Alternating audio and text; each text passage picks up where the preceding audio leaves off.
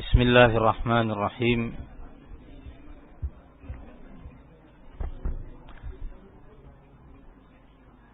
الحمد لله والصلاة والسلام على رسول الله وعلى آله وأصحابه ومن تبع هداه، وأشهد أن لا إله إلا الله وحده لا شريك له، وأشهد أن محمدا عبده ورسوله صلى الله عليه وعلى آله وصحبه وسلم. Pernah dan lebih dari sekali kita membahas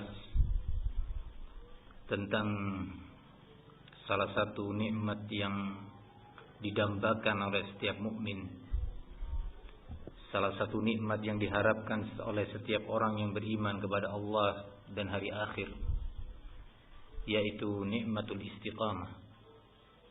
Nikmat istiqamah di atas syariat Allah, di atas agamanya, di atas sunnah Rasulnya sallallahu alaihi wa ala alihi wasallam.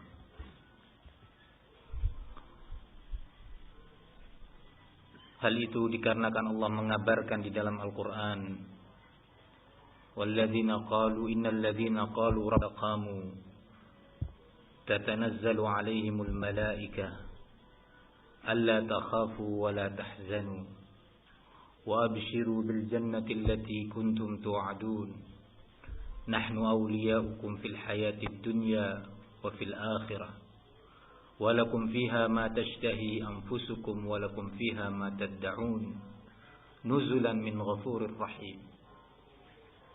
Dan orang-orang yang menyatakan Rabb kami adalah Allah,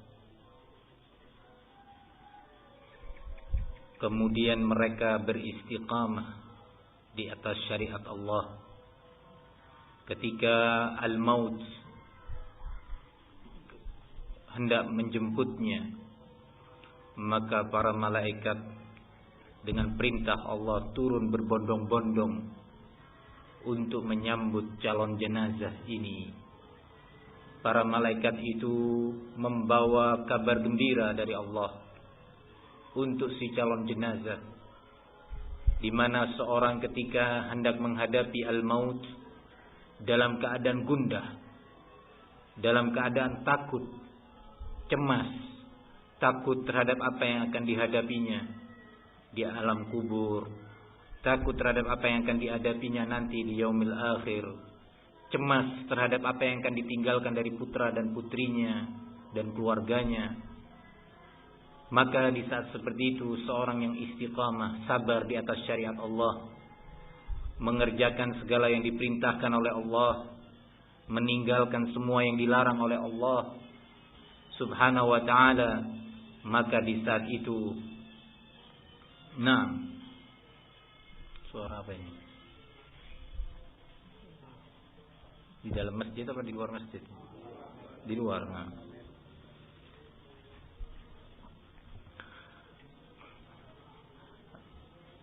Maka tidak ada kenikmatan yang lebih besar yang didapatkan oleh seorang hamba dibandingkan di saat kondisi yang genting seperti itu, para malaikat berbondong-bondong datang memberi kabar gembira, memberi kabar gembira kepadanya bahwa alla takhafu wa la tahzanu, janganlah kalian takut.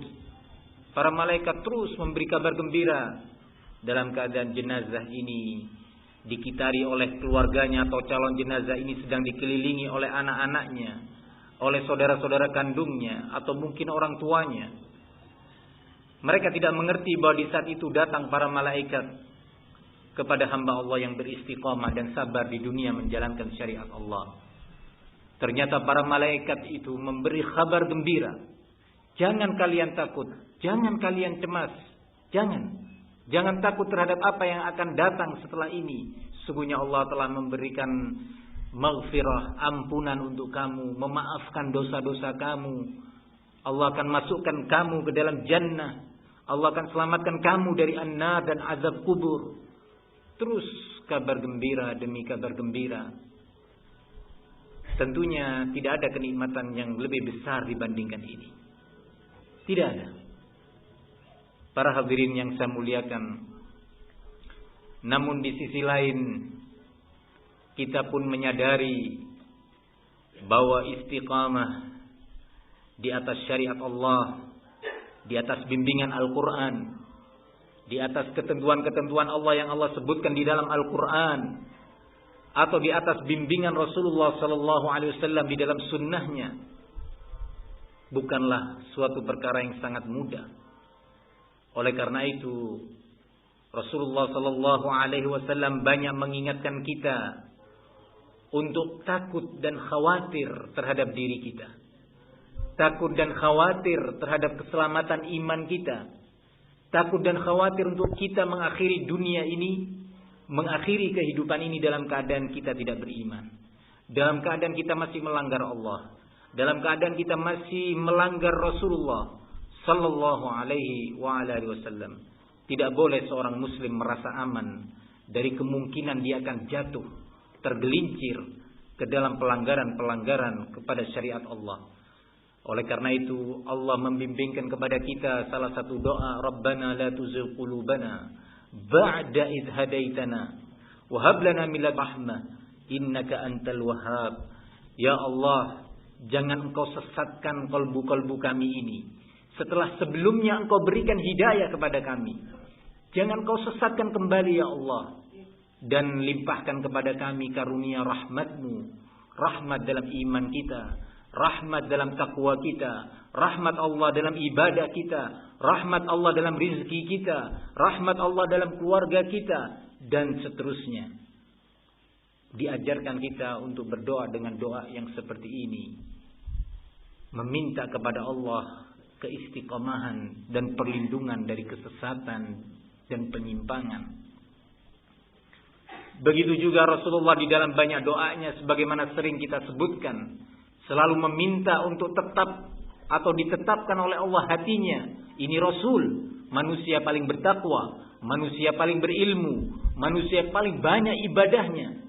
Bersama dengan itu beliau masih khawatir dan meminta kepada Allah keselamatan dan keteguhan hati untuk bertemu Allah dalam keadaan Allah ridha, bertemu Allah dalam keadaan istiqamah di atas syariatnya. Para hadirin yang saya muliakan, topik ini sengaja saya angkat ketika pada hari Jumat kemarin saya duduk di masjid mendengarkan khutbah Jumat dari salah satu teman kita di pondok pesantren, di mana saudara kita semoga tersebut sang khatib, semoga Allah menambah ilmu dan menjaga amalannya, menyampaikan sebuah hadis yang diriwayatkan oleh Al-Imam An-Nasa'i dan juga Al-Imam At-Tirmidzi rahimahullah dari sahabat Abu Hurairah radhiyallahu anhu. Hadis yang saya dengarkan di kala itu ketika saya mendengarkan untayan-untayan kalimat sang khatib pada khutbah Jum'ah, saya merasakan bahwa istiqamah itu memang berat. Istiqamah itu sesuatu yang besar sekali dan tidak mudah.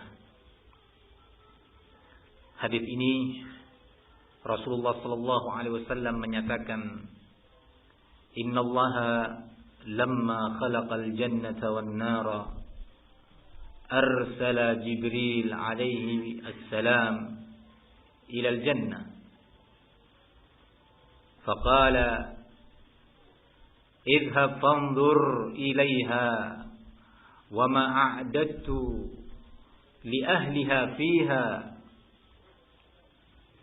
Ketika Allah telah menciptakan jannah wan nar, dalam hadis ini ada berita dari Rasul bahwa jannah wan nar sudah tercipta.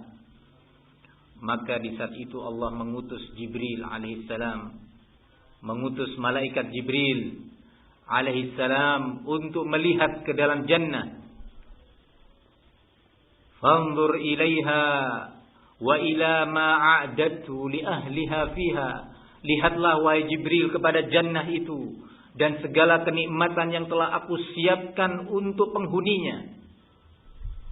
Fanadhara ilaiha faraja'a faqala wa'izzatik la yasma'u biha ahadun illa dakhalaha.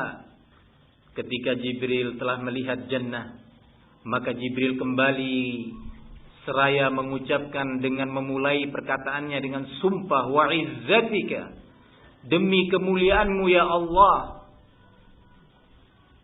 tidaklah seorang hamba mendengar tentang jannah dan segala kenikmatan yang ada di dalamnya kecuali pasti dia akan sangat berharap dan bersungguh-sungguh untuk masuk ke dalamnya. Fa'amara biha fahuffat bil makarih faqala fanzur ilaiha fanadhara ilaiha fa idza hiya qad huffat bil makarih faraja'a wa qala wa izzatika laqad khashitu an la yadkhulaha ahadun. Setelah Jibril pulang melihat jannah kembali dan bersumpah bahwa tidak seorang hamba yang mendengar tentang jannah dan segala kenikmatan yang telah Allah siapkan kecuali pasti dia akan berharap untuk masuk menjadi penghuni jannah, akan bersungguh-sungguh dan serius di dalam amalannya untuk bisa sampai masuk ke dalam jannah, ke dalam surga Allah. Namun setelah itu Allah Subhanahu wa taala membungkusi atau mengitari al-jannah ini dengan segala syubhat, dengan segala makarih, dengan segala perkara yang sulit. Jannah Allah pagari secara menyeluruh dari segala sisinya dengan al-makarih.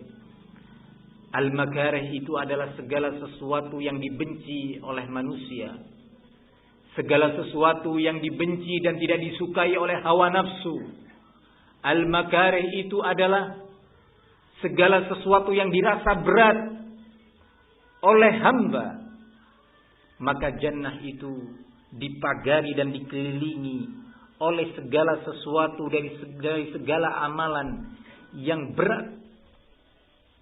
Ketika Jibril kembali untuk kedua kalinya melihat al-jannah atas perintah Allah, maka Jibril pun mengatakan, wa izzatik, demi kemuliaanmu ya Allah, aku khawatir tak seorang pun akan berhasil untuk masuk ke jannah. Aku khawatir tak seorang pun bisa memasuki al-jannah, karena al-jannah itu telah dikelilingi oleh al-makarih. Segala sesuatu yang dibenci oleh hawa nafsu manusia, segala sesuatu yang ditolak oleh manusia dengan segala kepentingan duniawi yang dia cita-citakan, ya al-makarih telah mengelilingi dan memagari jannah dari segala sisinya, dari segala penjurunya. Al-makarih di sini berupa berbagai bentuk ibadah yang diperintahkan oleh Allah.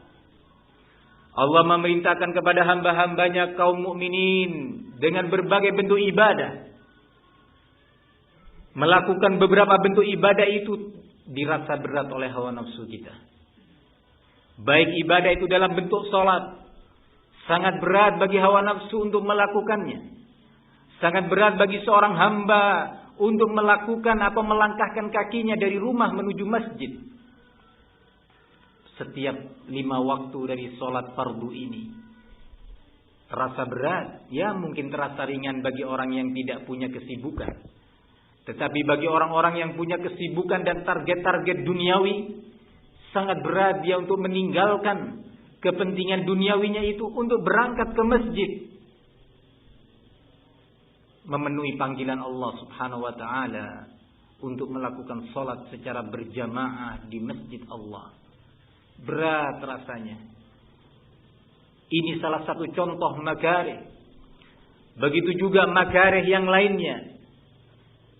Allah memerintahkan kepada kita untuk berikhlas di dalam beramal.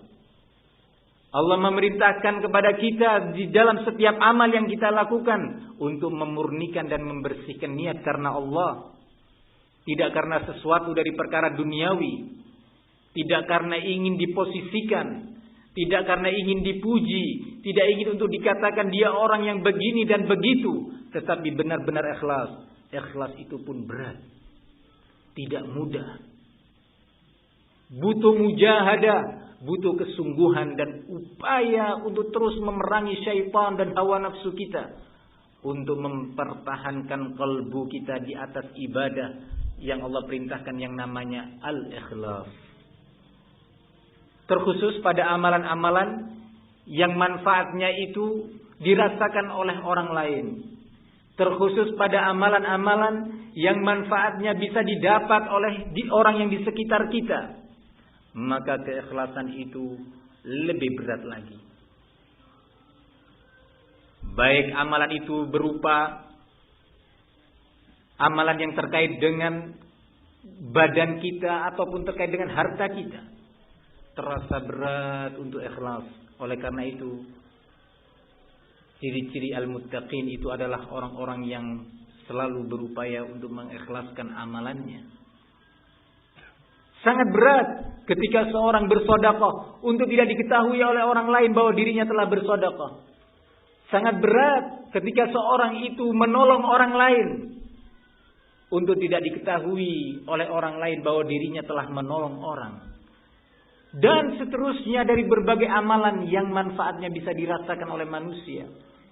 Begitu juga amalan-amalan yang lain. Terasa berat untuk kita mempertahankan ikhlas. Saya katakan seperti ini karena memang saya sendiri merasakan hal itu. Betapa beratnya untuk mempertahankan ikhlas di dalam setiap apa yang saya lakukan. Sehingga memang ikhlas adalah salah satu magari, salah satu perkara yang berat yang ditentang oleh hawa nafsu kita. Maka al-jannah itu dikelilingi dengan ketat oleh al-magari ini. Tidak bisa seorang masuk kepada al-jannah ini sampai dia menembus pagar-pagar dan dinding-dinding yang mengelilinginya ini dalam bentuk al-makari itu tadi. Begitu juga ibadah-ibadah yang lainnya. Thalabul ilmi, menuntut ilmu agama, mempelajari ilmu agama untuk siap duduk bersimpuh, membaca dan mendengarkan ayat-ayat Al-Quran dibahas dan dikaji, mendengarkan hadis-hadis Rasulullah dijelaskan dan dijabarkan. Suatu hal yang sangat berat. Mungkin sekali dua kali itu ringan, tetapi kesinambungan, keistiqomahan untuk terus berlanjut, itulah yang berat. Kesabaran seorang hamba untuk bertahan. Begitu juga perkara yang lainnya. Allah menyebutkan di antara ciri-ciri kaum mukminin, afina 'anil nas. Sebelumnya kadhiminal ghaidha wal afina 'anil nas. Orang-orang mukmin itu di antara cirinya adalah cenderung memberikan maaf, memaafkan kepada orang yang berbuat zalim kepadanya. Memberi maaf kepada orang yang berbuat zalim adalah sesuatu yang berat sekali, terkhusus di saat kita punya kemampuan dan kesempatan untuk membalas. Di saat kita punya kesempatan dan kemampuan fisik, kemampuan teman, kemampuan yang lainnya untuk kita membalas saudara kita yang telah menzalimi diri kita. Maka sikap memaafkan yang Allah perintahkan, salah satu ibadah, terasa berat kepada jiwa ini. Untuk kita menjadi orang yang afina 'anil nas, kadhiminal ghaidha, yang meredam amarahnya. Dua amalan besar, meredam amarah dan memaafkan. Karena orang yang meredam amarah itu belum tentu memaafkan. Dan sebaliknya, dua amalan ibadah yang mulia itu terasa berat bagi jiwa kita. Terasa berat. Tetapi hanya dengan taufik Allah. Kita tidak menyandarkan amalan dan ibadah kita kepada ilmu kita. Dan yang lainnya kita hanya menyandarkan kepada Allah. Kalau bukan karena pertolongan Allah, kita tidak akan mampu beribadah. Kalau bukan karena taufik dan rahmat Allah, kita tidak akan mampu melangkahkan kaki ke masjid. Kalau bukan karena pertolongan Allah dan rahmatnya, tidak mungkin kita menjadi seorang muslim. berarti kita memang butuh kepada Allah Subhanahu wa ta'ala. Para hadirin yang saya muliakan, dan berbagai bentuk ibadah yang lainnya, amar ma'ruf nahi mungkar, memerintahkan kepada yang ma'ruf, mencegah kemungkaran yang terjadi di tengah-tengah manusia, baik di tengah-tengah keluarga kita, istri kita, anak-anak kita, tetangga kita, dan masyarakat kita, adalah suatu yang berat bagi jiwa kita. Jiwa kita ini cenderungnya adalah untuk santai. Mengajak orang kepada yang baik, mengajak orang kepada Al-Quran, mengajak orang kepada sunnah Rasul Sallallahu Alaihi Wasallam, mengajak manusia kaum muslimin untuk kembali kepada sunnahnya Al-Khulafa Ar-Rashidin Abu Bakar, Umar, Utsman wa Ali radhiyallahu anhum. Itu terasa berat karena jiwa manusia itu cenderung untuk menghindar dari adanya perselisihan, menghindar dari hilangnya kawan dan teman. Karena amar ma'ruf nahi mungkar itu akan menghilangkan kawan, akan menjauhkan kita dari teman.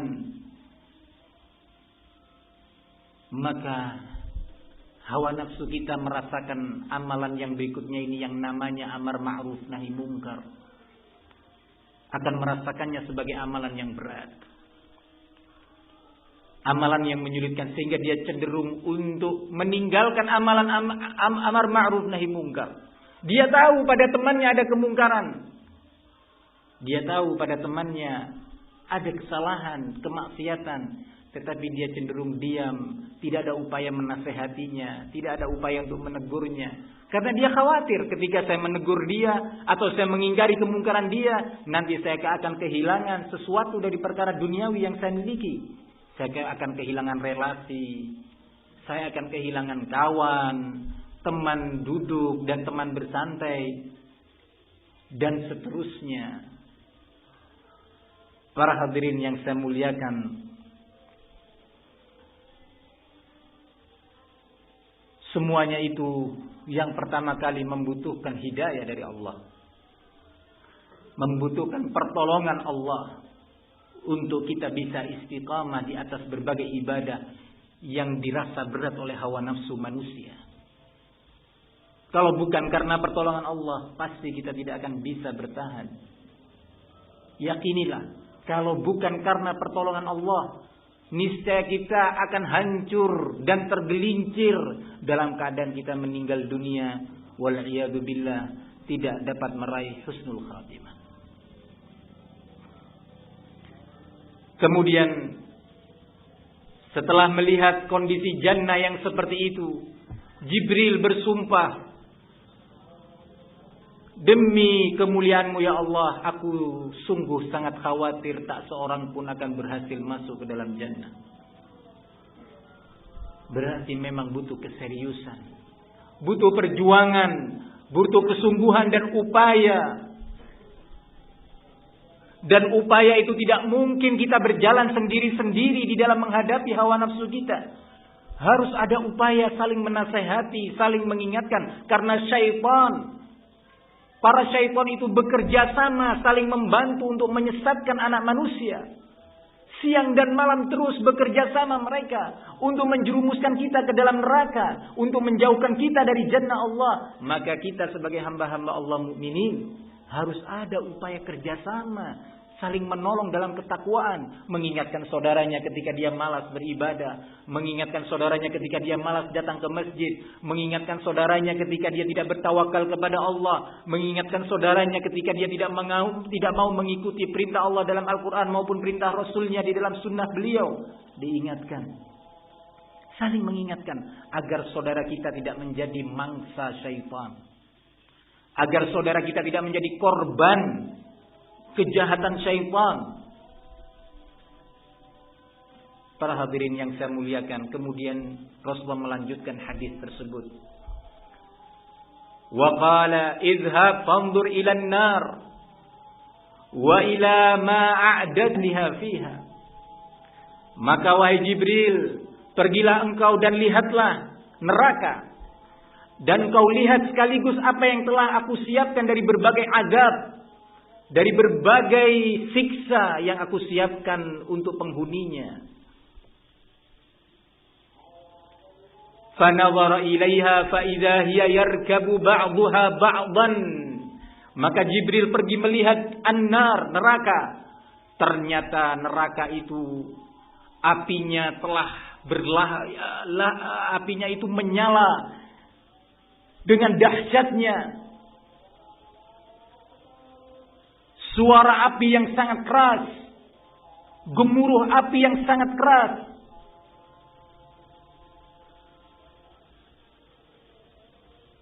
Ketika melihat itu, Jibril kembali dan menyatakan, wa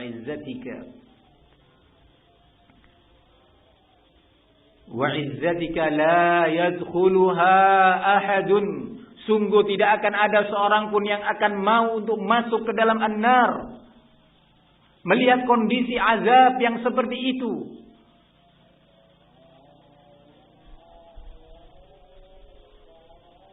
Para hadirin yang saya muliakan, maka Rasulullah melanjutkan, fa'amara biha wa huffat bisyahawat wa qala idhhab fanzur ilaiha. Kemudian neraka itu tinggi dan dipagari oleh Allah Subhanahu wa taala dengan berbagai bentuk syahwat dari semua sisinya. Neraka itu dipagari dan dikelilingi dengan kehendak Allah oleh berbagai bentuk syahwat, hawa nafsu.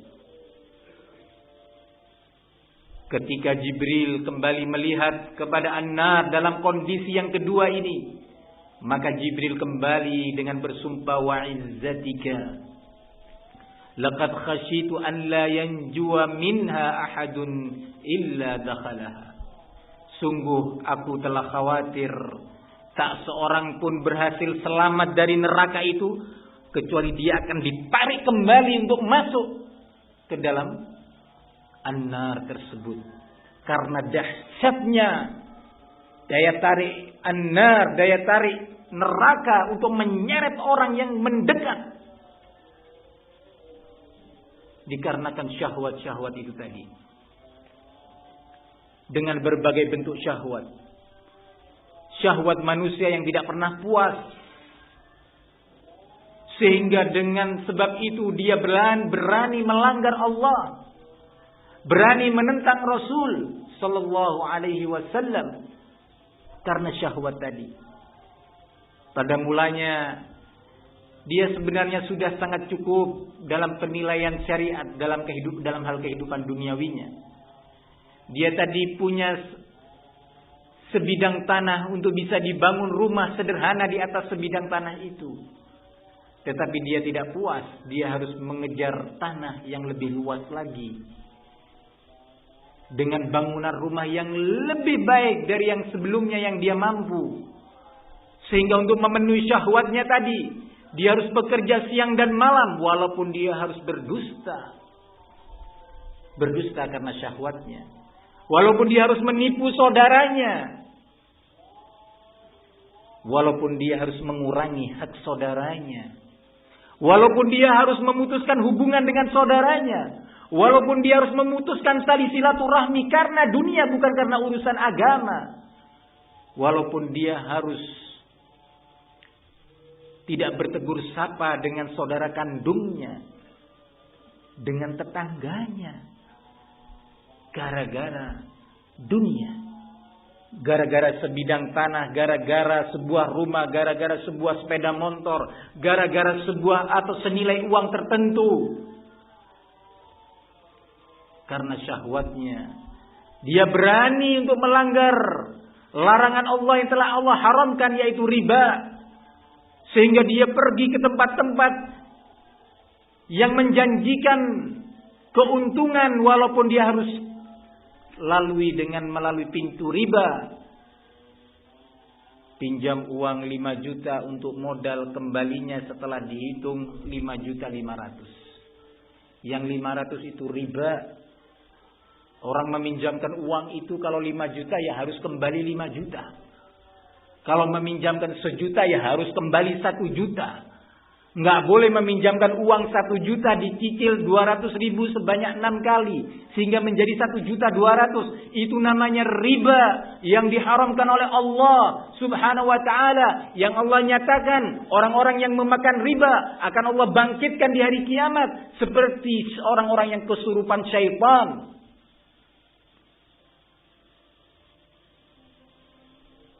Riba dosa yang diharamkan oleh Allah, yang kata Rasulullah dalam hadis Abi Hurairah, "Ar-riba lahu 70 baban, aitsaruha ka'an yazni ar-rajul bi ummih." Riba itu ada 70 jenis, 70 pintu, 70 bentuk yang harus kita pelajari. Ini sabda Nabi. Ini adalah hadis Rasulullah Sallallahu alaihi wasallam yang kita cintai, yang kita hormati, yang kita selalu bersolawat kepada beliau. Di antara wasiatnya, di antara nasihatnya adalah menyatakan riba itu ada 70 pintu, 70 jenis. Apa itu 70 jenis? Kapan kita mau belajar tentangnya? Yang paling ringan dari 70 jenis itu, nilai dosanya itu sama dengan seorang pria menzinai ibunya. Kalau menzinai tetangganya sudah haram dan dosa besar, bagaimana dengan menzinai ibu sendiri? Menjijikkan. Para hadirin yang saya muliakan, tetapi karena syahwat dan hawa nafsu, dengan alasan berbagai kepentingan,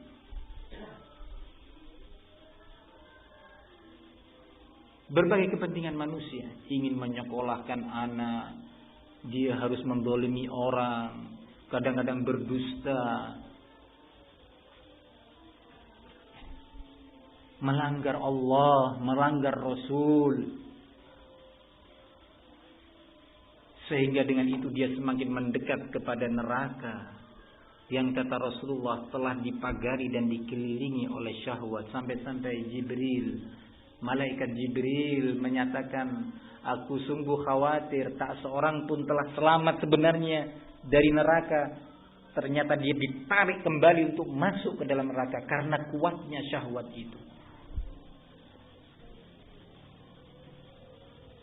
Mendengar hadis ini, kita khawatir terhadap diri kita. Tidak boleh merasa aman. Sampai-sampai Rasulullah menyatakan di dalam salah satu doanya, Allah maqsim lana min khasyatik ma tahulu bihi bainana wa baina ma'asik wa min ta'atika ma tuballighuna bihi jannatak. Ya Allah, berikan, limpahkan kepada aku perasaan takut yang dengan perasaan takut itu bisa membentengi aku dari kemaksiatan kepadamu. Dan limpahkan kepadaku berbagai ketaatan yang dengan berbagai ketaatan itu bisa memasukkan aku ke dalam jannahmu. Rasul berdoa seperti ini. Minta untuk diberi sifat takut. Tidak sifat enteng. Ya riba-riba sedikit nggak apa-apa. Haram-haram sedikit nggak apa-apa. Ini adalah bukan ciri-ciri mukmin yang sebenarnya.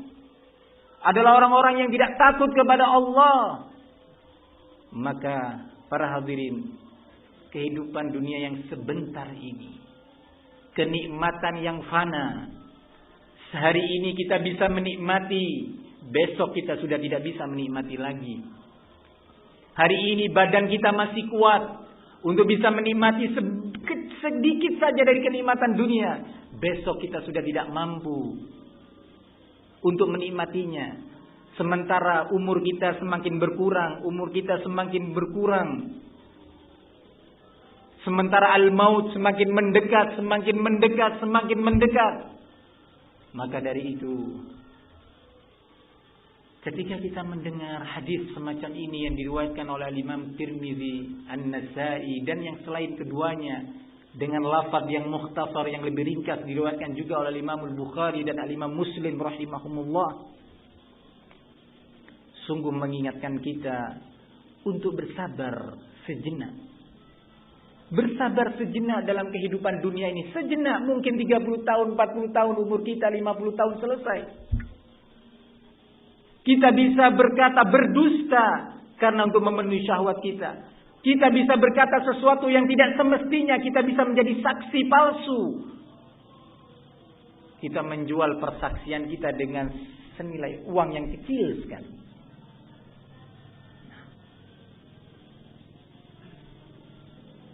Para hadirin yang saya muliakan,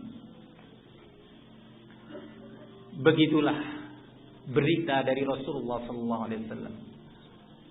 Hadis ini tentunya membuat insyaallah kita semua yang mendengarnya menjadi ingat kepada Allah. Membuat kita semuanya insyaallah menjadi berharap jannah Allah. Dan kita takut kepada azab Allah.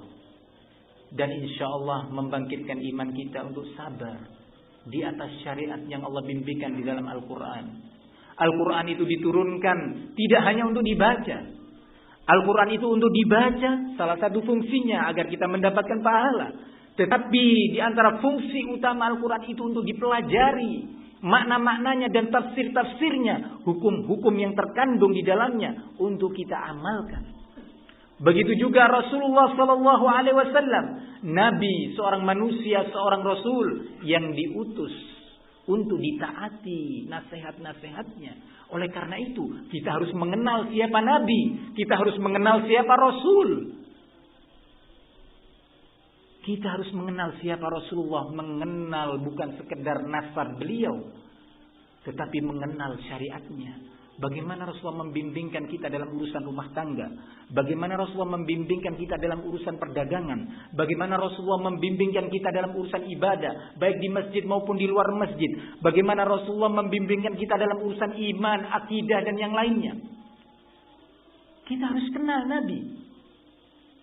Di samping kita harus memperbanyak sholawat kepada Rasulullah sallallahu alaihi wasallam, tetapi bukti terpenting bahwa kita cinta kepada Rasul, bukti terpenting bahwa kita menghormati Rasul sallallahu alaihi wasallam adalah kita mengikuti dan menjalani segala perintah-perintah dan wasiat-wasiat beliau yang telah dijaga oleh Allah Subhanahu wa taala hingga hari ini dan sampai hari kiamat nanti. Semoga sedikit kajian ini, sedikit ilmu yang kita dengar dari Al-Quran, dari beberapa ayat, dan sedikit hadis Rasul Sallallahu Alaihi Wasallam menjadikan bagi kita iman ini bertambah, menjadi ilmu yang bermanfaat, yang bisa melahirkan kepada kita semangat untuk melakukan ketaatan dan ibadah kepada Allah Subhanahu Wa Taala, dan sekaligus menjadi sebab diampuninya segala dosa kita dan kekurangan kita.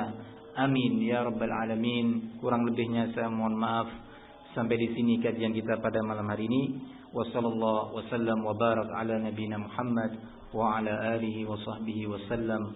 Walhamdulillahi rabbil alamin. Wassalamu alaikum warahmatullahi wabarakatuh.